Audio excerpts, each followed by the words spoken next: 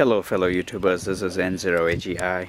In preparation for installing my DMR mobile rig in my Jeep here, I've been doing some research on which antenna system to go with. And I've been kind of noodling over various ideas. One of them, of course, is drilling holes and such, but I'm not too much of a fan of that idea. So there's options either by going behind the spare wheel, like for example what I already have done.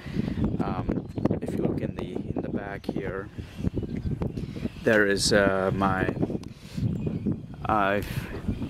analog FM APRS sort of an antenna I had installed some time back. That's connected up to my FTM 400 on the vehicle currently, so I'll probably just leave her as is for now and maybe move this antenna to another spot eventually. But I guess for now I'm thinking about getting an under the hood lip bracket antenna base or bracket to install my the mobile antenna for my DMR radio.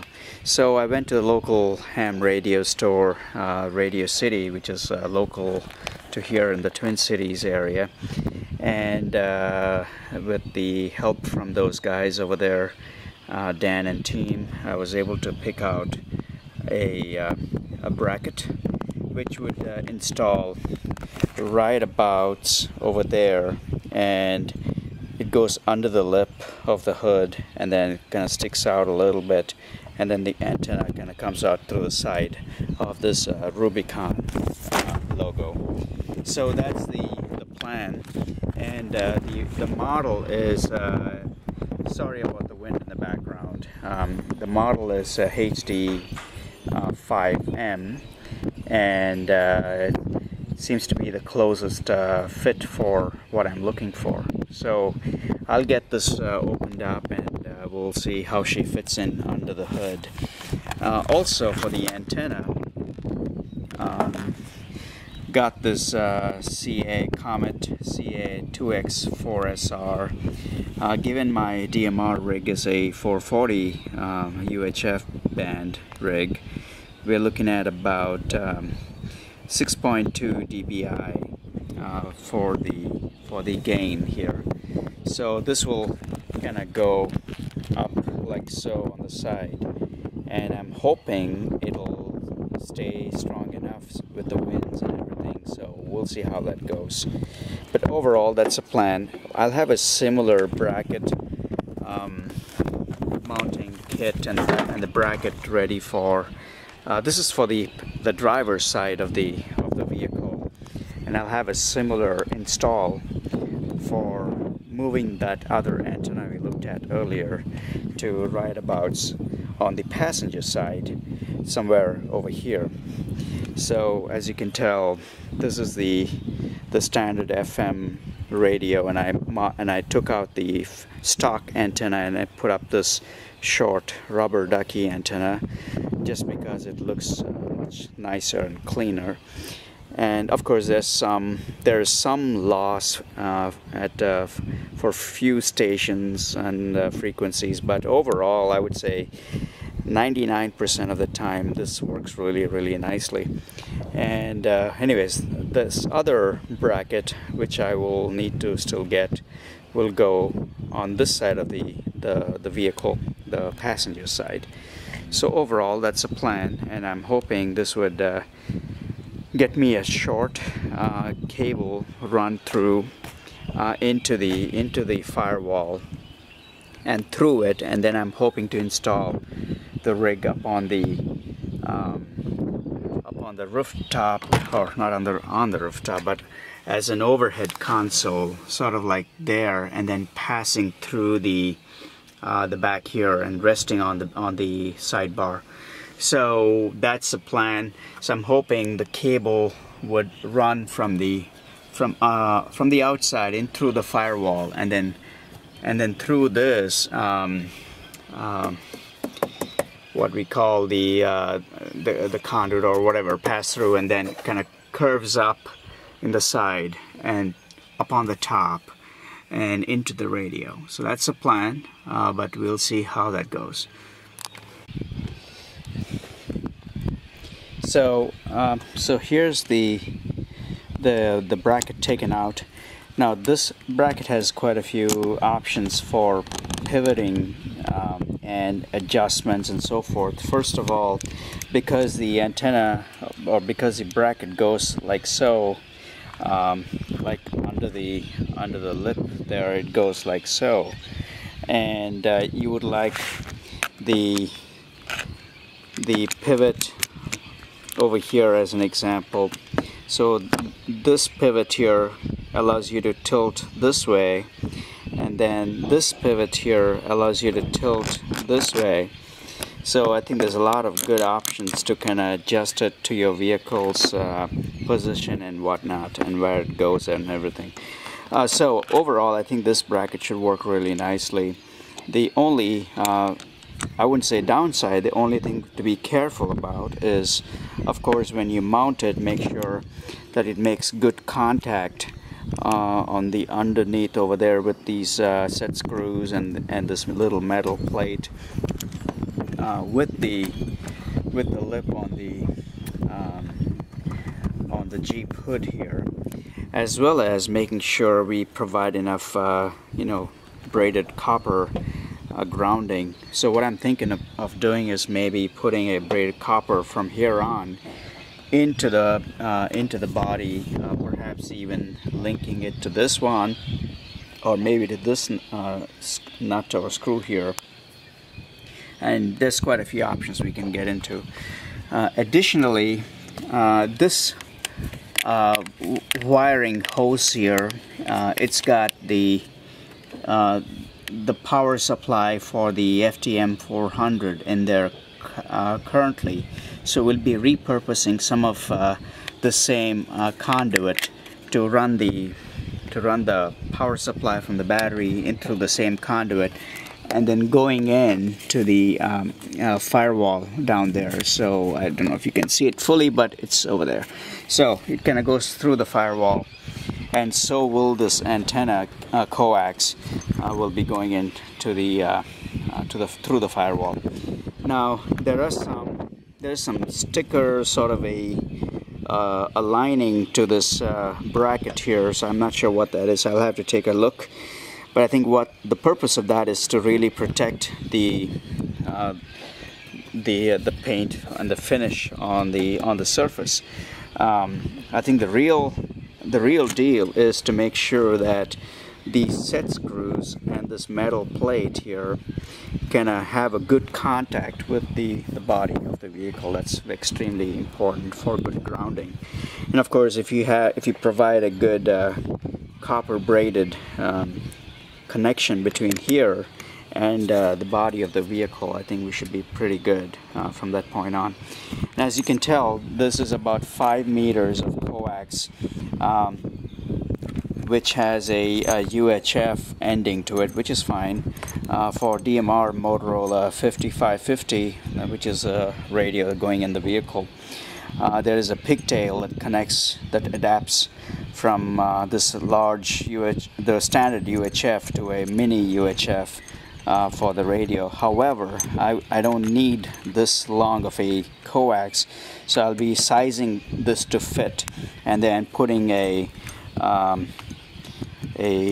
separate UHF connector to it. Hopefully that should work out okay. Alright, so that's a quick summary here. So I will get her at least get started and install it on the body and see how she looks and everything, and I'll be right back. So here's a quick view of how this is going in. So as you can tell, let me see if I can get a closer shot here. There's a little bit of slack in there that I left intentionally, just so it's not kind of sticking out too much, but it seems to fit really nicely. Before I screwed this in, I made sure I dry tested this by closing the hood and making sure this overhang doesn't scratch up the body here. So luckily, looks like that shouldn't be an issue. If it had been an issue, then I would end up either cutting this off or bending it or whatever, you know, as a secondary plan B. But for now, it seems to work really nicely, nice and sturdy. And in the back, the set screws seem to hold nicely with this little metal plate we talked about earlier. And then here's the other two screws and the two screws here. Now, one thing I'm not quite sure, maybe I should reset this because there's a little bit overhang of this metal plate here. Maybe I should loosen this up and push it all the way down. The grounding, the braided wire, goes right across, so that I would put the braided wire from here on in, screw it together, tighten it together with the metal plate, and then I would kind of run it behind the hood, and then perhaps coming in through this clip here, and then somehow navigating that into the body, and then screwing it down to the body here. So that's the plan. But anyways, seems to be working all right thus far. I'll be right back. So here's a view of the bracket with the braided copper, and it's got a copper lug that'll go into the body of the Jeep here, somewhere here or even somewhere on the inside, maybe along those lines there, but we'll figure something out. But overall, things are coming along well. I may have to push this a little bit down, I guess, but it shouldn't be an issue. But overall, this should work. So here's a view of the installed bracket. You know, on a hindsight, I should have brought this a little bit closer to the edge here, but I think that's fine. I was hoping to not cover this lettering so much, but that's fine. I guess it'll work out. Now, the challenge was about getting this coax from the connector in. I had two options, one to go this way or this way. I don't know, but I thought this might be a better choice. And I hope it doesn't, you know, pinch the coax by going this route. I'll make a quick test before I lock it into place. But the grounding comes through. I haven't quite secured this yet, and I will be I'll be doing that fairly soon. But so I'll be taking this lug, and I may need to go with a bigger lug actually to kind of get through one of these bolts. That's the coax. It kind of connects up into RG58 style coax and goes through the firewall like we talked about. And over here,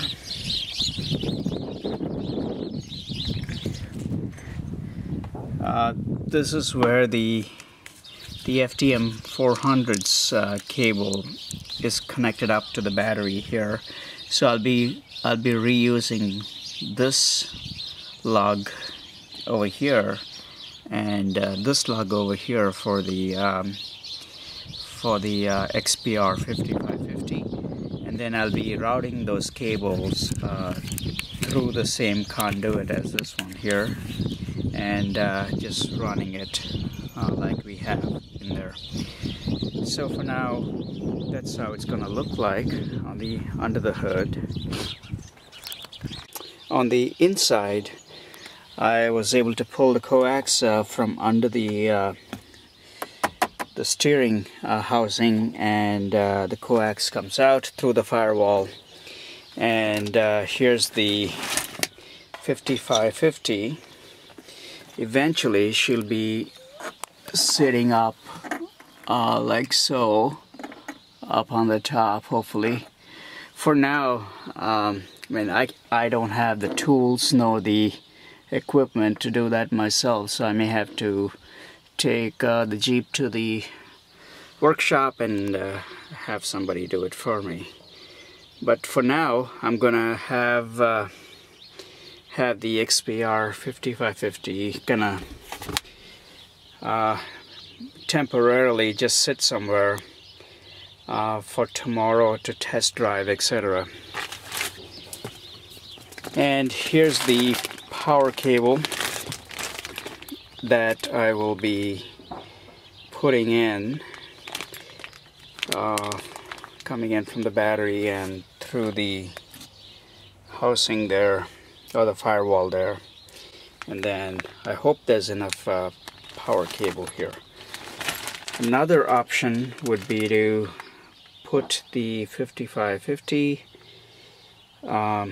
actually, you know what, don't worry about it. I need access to the panel, so I guess I'll have to figure out how to extend this this power cable if it's not enough. So we'll get to that right now.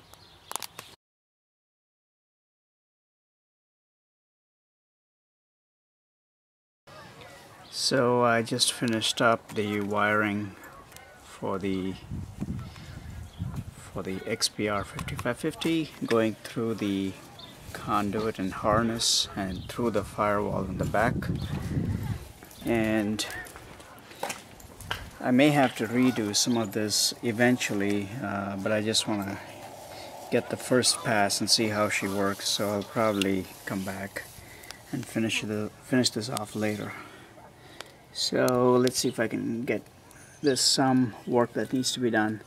As you can tell, the wires going through the firewall, they're not fully kind of zipped up together, so I'll take care of that in the next pass. So here's the wires, power cables coming in through the firewall into the cabin. I'll have to extend these power cables and then so that they can reach the radio sitting in the passenger seat. They're running short a little bit, so I'll be extending it in a few minutes here. I'll be right back. Okay, so here's the completed extension of power cables coming in through the firewall into the cabin, and I got the coax coming into the cabin. I mean, this is eventually this will all be sitting behind the wall, right behind the steering wheel, housing, and everything else. So this is just a temporary solution. I'll be going to a closest workshop perhaps tomorrow after the Ham Fest, and get somebody's help to kind of tuck it in behind the steering wheel and so forth. But I think I can take care of that, I think, for most part, except for getting the radio installed up on the overhead here, as we were talking about earlier. So somewhere around there is where I'm hoping it will be. Sorry about the poor lighting. I'm in the garage right now. So anyway, so that's that. I've currently hooked up the coax to my rig expert here. So let's give her a quick spin, and let's see what she does. So 7 4 4 8 1 2 5. That's my transmission, right? And let's see, let's do F2 or function 2, or actually okay that. That's a pretty solid SWR for this antenna, so it's fluctuating between 0.05 and 0.07, which is pretty good SWR rating. So that's good stuff. So let me take a quick snapshot of this. Alrighty, so that's that. So what I'm going to do is I'm going to hook this up to the radio, and then that'll be the moment of truth. And then hook up the power cable to the radio, and let's see how she rocks. And I'll be right back. Alright, so here we have the pigtail from the standard UHF to the mini UHF going to my antenna on the front there. Oh, let's see, there she is. And then the power supply. Here's the moment of truth. Let's power her up. I hope she doesn't blow her fuse. There she is. Fantastic. Very nice. Well, let's key her up here.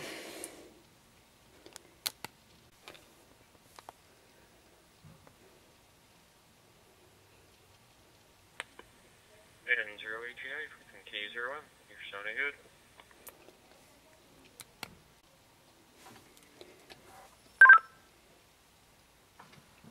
NK0M, thank you, Brandon. Thanks for the report. Just finished installing my antenna with a under the hood lip bracket, and I just completed the wiring and doing a quick test. So she's running 5550 now in the Jeep, and thanks for the report. Go ahead. Hey Brandon, sorry about that. I had some wiring issues here. Sorry about that. So how am I coming through now? N0AGI.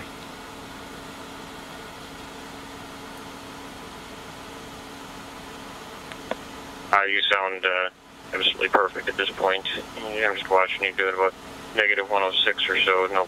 No packet loss. So doing just fine. Very good. Thank you, Brandon. Thanks for the report. This is N0AGI with NK0M.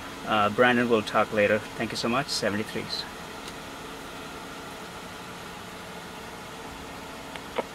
Sounds good. Have a good night. NK0M.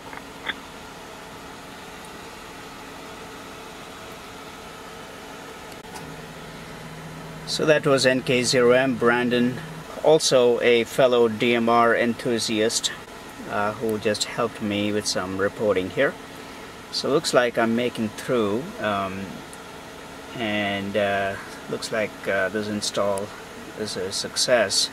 Although it's not done till it's done. I need to mount this back up there on the overhead here. So that'll be a phase 2. Phase 1, the bigger part of the install is completed now.